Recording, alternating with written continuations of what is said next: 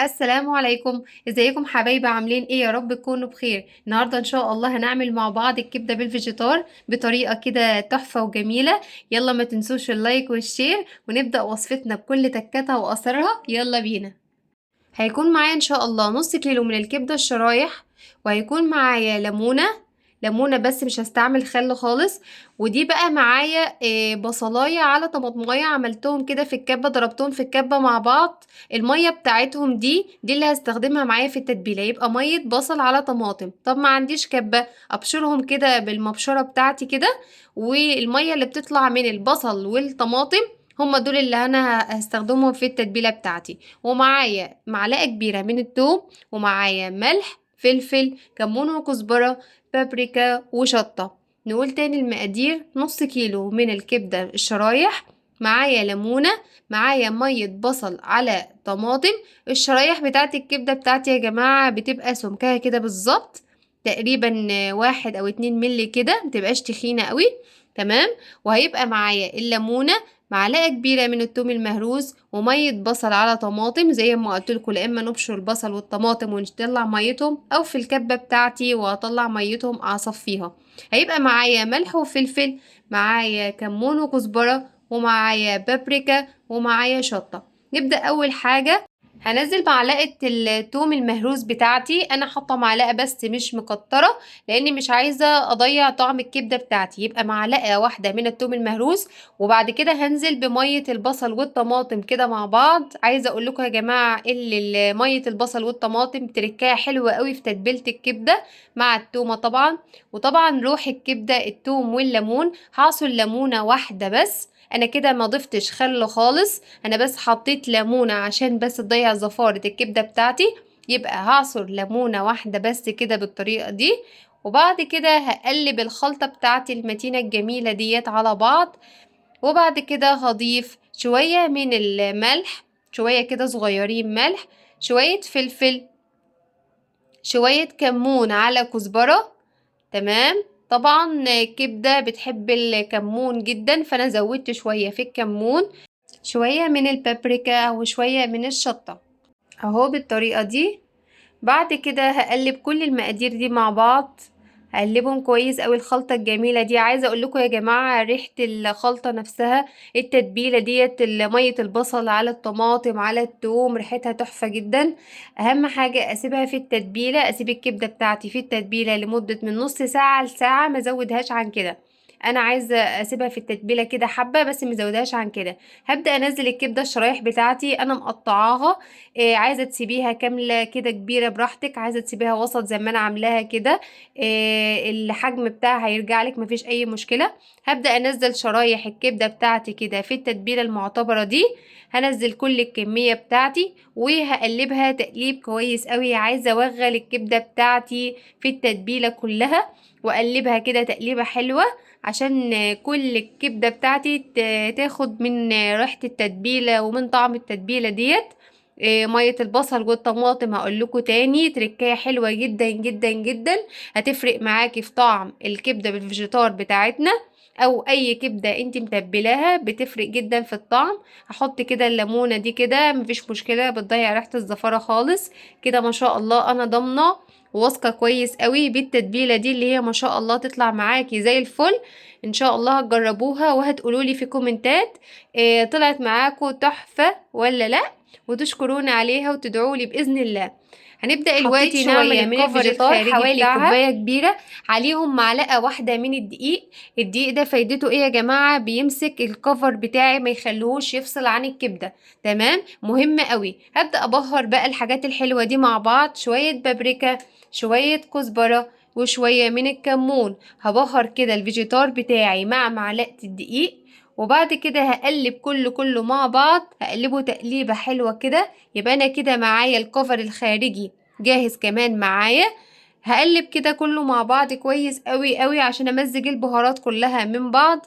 بعد كده هقول لكم هنتبل الكبدة ازاي في الحاجات الجميلة ديت، او هعمل الكفر الخارجي ازاي ليها بطريقة ما تخليهاش تفك مني خالص، زي ما حبايبنا كانوا بيشتكوا الكبدة الكفر بتاعها بيفك وبيقع في الزيت. لا، انا هقولك على طريقة من غير ولا بانيه ولا بيض ولا لبن ولا غيره، بالطريقة دي، وان شاء الله بإذن الله وانت هتشوفي مش هتفك منك نهائي.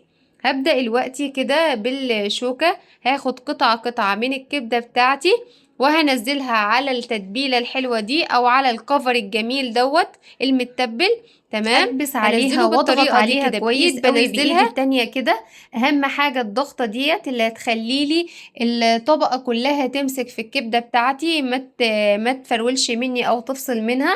تمام، هبدأ اضغط كويس قوي بالايد التانية كده وتبقى معايا ما شاء الله متماسكة. اهم حاجة بس ازود كل فترة، ازود كده من الفيجيتار بتاعي، من الخلطة اللي انا عملتها معاكم، وبعد كده هضغط عليها ضغطة حلوة كده واوريكم شكلها عاملة ازاي بعد. بصوا ده شكلها حبايبي ما شاء الله. مسكت فيها الطبقة، بدلك ضغطتيها او ضغطت عليها جامد هتمسك فيها على طول. اعمليها بالطريقة ديت مش تبقى سهلة وبسيطة معاكي. اهم حاجة كده زودي الفيجيتار او خلطة اللي احنا عملناها فيجيتار بالدقيق. نبدأ نزود فيها كده على قد ما نقدر على الكبدة نفسها، وبعد كده نضغط عليها جامد، نضغط عليها كده جامد بالمنظر ده. اهم حاجه زي ما قلت لكم تتكي عليها بايديكي كده او تضغطي جامد كده بكل قوتك، وبعد كده تبقى معاكي بالمنظر ده ما شاء الله. وان شاء الله مش هتفك منك نهائي لو مشيتي بنفس التكنيك ده. هتبقى معاكي زي الفل. هاخد واحدة معاكم كمان كده ونشوف مع بعض هنعملها ازاي.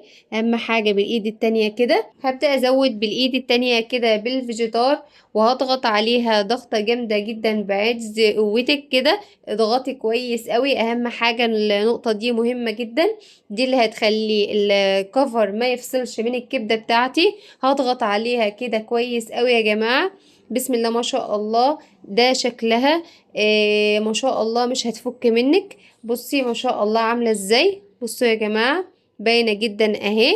نعمل واحدة كمان عشان حبايبنا يليه يتعلموا معايا كده طريقة عمل الكبدة الصح بالفيجيتار بكل تكاتها واسرارها وتفاصيلها. برضو هعمل معاكم اهوت. هبدأ ايد بضيف بيها بالشوكة والايد التانية بزود عليها من طبقة الفيجيتار بتاعتي كده فوق الوش، بقولكوا كأني بدفنها بالظبط. وبعد كده هضغط عليها ضغطة كتيرة كده بالايد بعزم قوتي كده. الحركة دي هتخلي طبقة الفيجيتار تمسك في الكبدة بتاعتي وان شاء الله مش هتفصل معاكي خالص. في المرحلة اللي بعد كده هبدأ أضيف طبق الكبدة دوت في الفريزر.